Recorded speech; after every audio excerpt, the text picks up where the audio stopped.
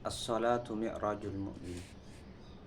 Salat itu adalah tangga seorang mukmin untuk usul kepada Allah Subhanahu wa taala, untuk mencapai kepada Allah Subhanahu wa taala. Tangganya adalah salat. Oleh sebab itu, mari kita selalu berusaha memperbaiki salat kita.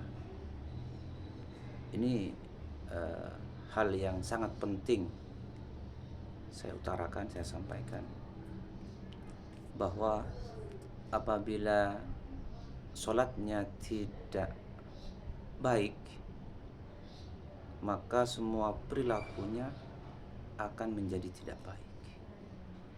Kalau salatnya baik, insya Allah hidupnya tentram, hidupnya tenang, dia semakin dekat dengan Allah Subhanahu wa taala, sosialnya juga baik. Jadi kunci daripada kehidupan manusia di dunia ini, apakah dia menjadi insan yang bahagia, apakah dia menjadi insan yang sukses, atau sebaliknya, adalah terletak pada sholatnya.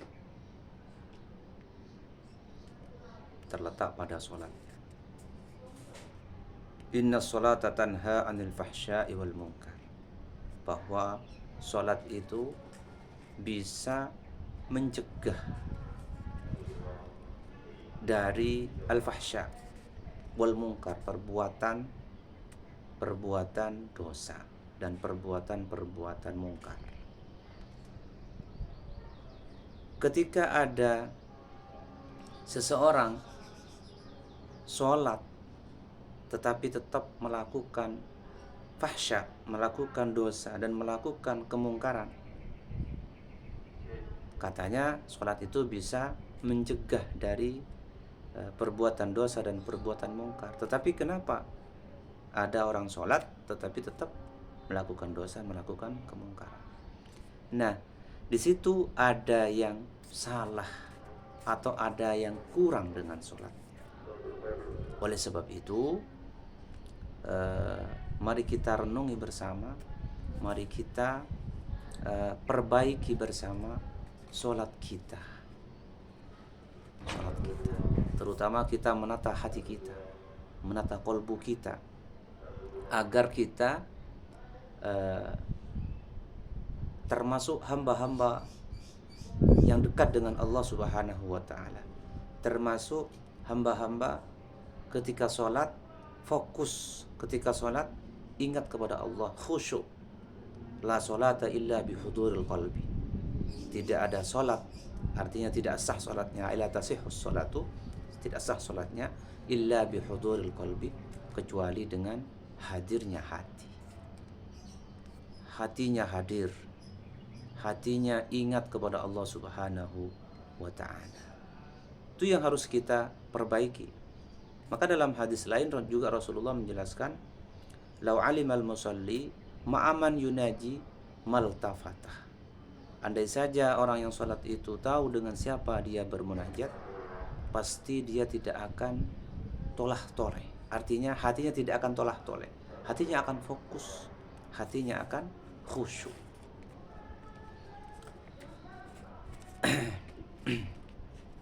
Maka yang harus kita perbaiki adalah sholat kita. Yang harus kita perbaiki adalah sholat kita. Berusaha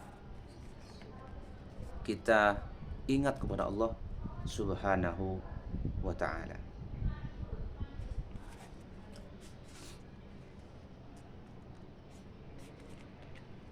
Di beberapa kitab Imam Ghazali menjelaskan, terutama dalam kitabnya Ihya Ulumuddin, juga di dalam kitabnya Al-Bidayah, Hidayatul Bidayah, juga menjelaskan bagaimana cara menemukan Allah Subhanahu wa ta'ala dalam sholat.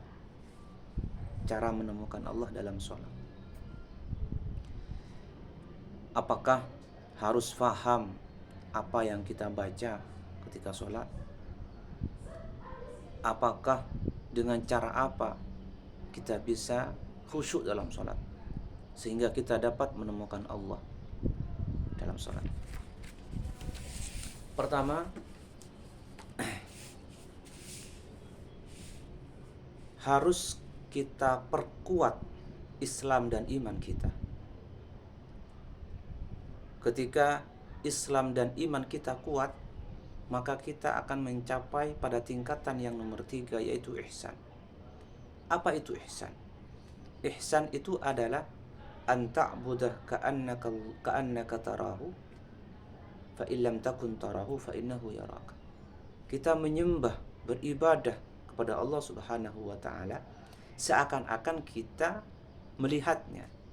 Ini seakan-akan. Tentu Allah di dunia ini tidak bisa dilihat dengan mata telanjang, tidak bisa dilihat dengan mata kepala. Seakan-akan kita melihat Allah Subhanahu wa taala bi batinil qalbi. Kita melihatnya bil basirah, dengan mata hati. Kita rasakan dengan hati. Apakah dalam hati kita ada getaran? Seperti itu. Oh, ternyata dalam hati kita tidak ada getaran sama sekali. Hati kita tidak ingat Allah sama sekali. Kita tidak bisa menjangkaunya karena hijab antara kita dan Allah terlalu tebal, sehingga pembatas itu tidak bisa kita tembus. Maka apa langkah yang kedua? Langkah yang kedua, kita harus menyadari, kita harus mengetahui bahwa sebenarnya kita ini selalu diperhatikan oleh Allah, bahwa kita ini dilihat oleh Allah Subhanahu wa taala. Apapun yang kita perbuat, apapun yang terlintas dalam pikiran kita, apapun yang terbesit dalam hati kita, itu disaksikan oleh Allah Subhanahu wa taala. Ketika kita berpikir bahwa kita ini adalah insan yang biasa, manusia yang biasa, tidak mempunyai kemampuan, tidak mempunyai kudrah, tidak mempunyai kemampuan secara independen, semuanya atas dasar Allah, atas dasar kekuatan Allah Subhanahu wa taala. Maka kita akan sadar bahwa sebagai manusia biasa selalu diperhatikan oleh Allah, selalu dilihat oleh Allah.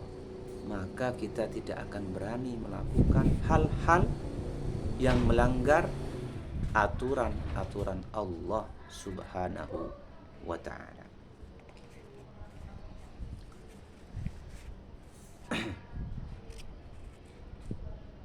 Ketika kita menghadap ke kiblat, amal istiqbal fahuwa sarfun li zahiri wajhika an sairil jihad an jihati baitillah falyakun wajhu qalbika wa ma'a wajhi di badanika. Maka ketika kita bersiap-siap sholat, berdiri tegak menghadap ke kiblat, itu artinya apa? Artinya fisik kita menghadap ke kiblat secara fisik. Fisik kita menghadap ke kiblat disertai dengan hati kita. Hati kita menghadap kepada Allah Subhanahu wa taala. Bukan hanya fisik kita yang menghadap ke kiblat, tetapi usahakan bagaimana caranya agar hati kita ini punya rasa bahwa hati kita menghadap kepada Allah Subhanahu wa taala. Ini yang harus kita perbaiki. Ini yang harus kita latih. Hati kita harus kita latih.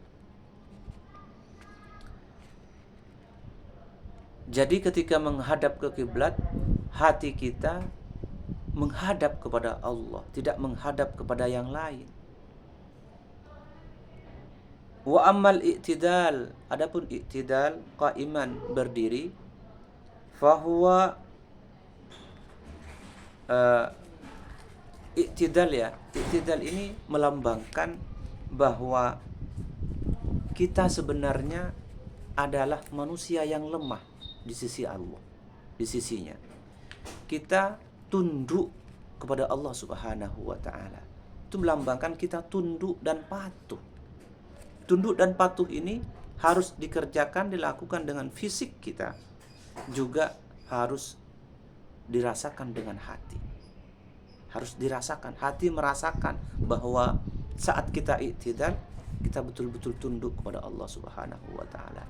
Kita betul-betul patuh kepada Allah, ingat kepada Allah Subhanahu wa taala. Wa amman niyatu, adapun niat,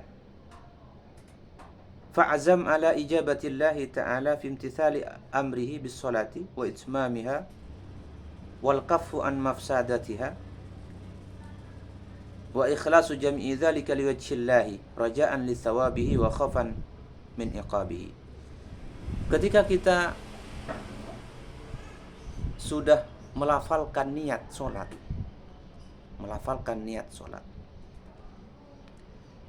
itu bahwa kita sudah berazam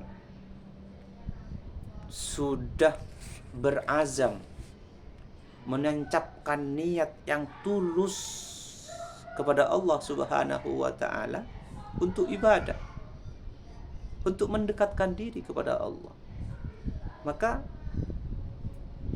ulama mengatakan mahallun niyah itu al-qalbu.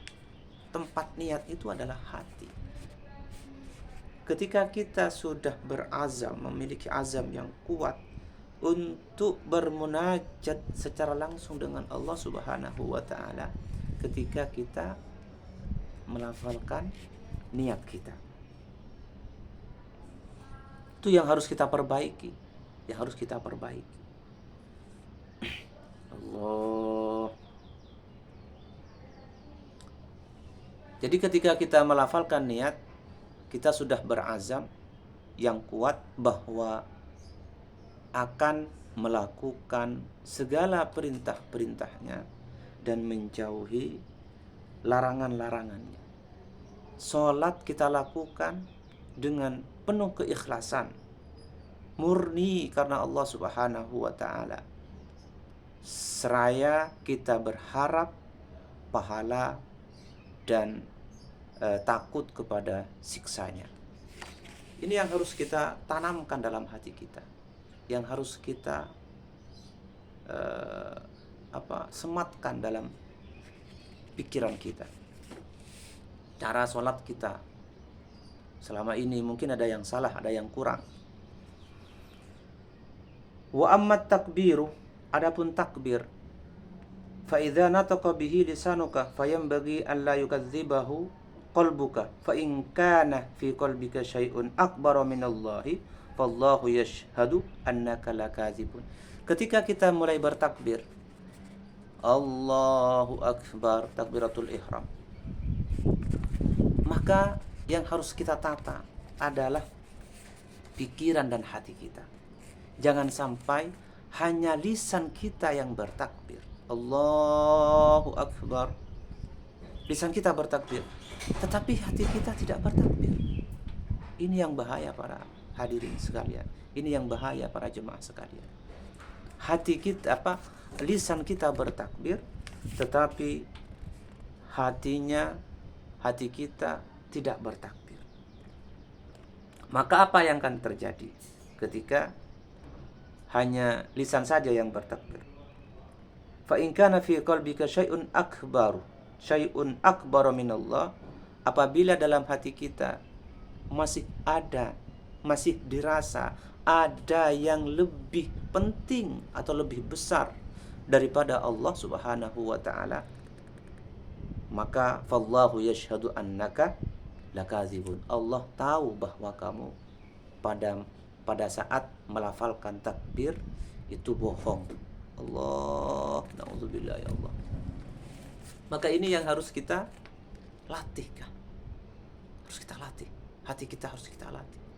Bahwa ketika kita takbiratul ihram, Allahu akbar, bukan hanya lisan kita yang bertakbir, tetapi hati kita menyaksikan bahwa tidak ada yang lebih besar daripada Allah Subhanahu wa taala. Maka ketika itu yang kita rasakan, lisan dan hati kita satu, sama-sama menyaksikan, sama-sama mengatakan, melafalkan bahwa Allahu Akbar. Tidak ada yang lebih besar, tidak ada yang lebih agung dari Allah Subhanahu wa ta'ala. Mudah-mudahan kita bisa dapat menata hati kita, bisa memperbaiki hati kita, bisa memperbaiki sholat kita. Wa idza qulta hanifan musliman fayanbaghi an yakhtura bi balika annal muslima huwa alladhi salima al muslimuna min lisanihi wa yadihi. Fa in lam takun kadzalik kunta kadziban.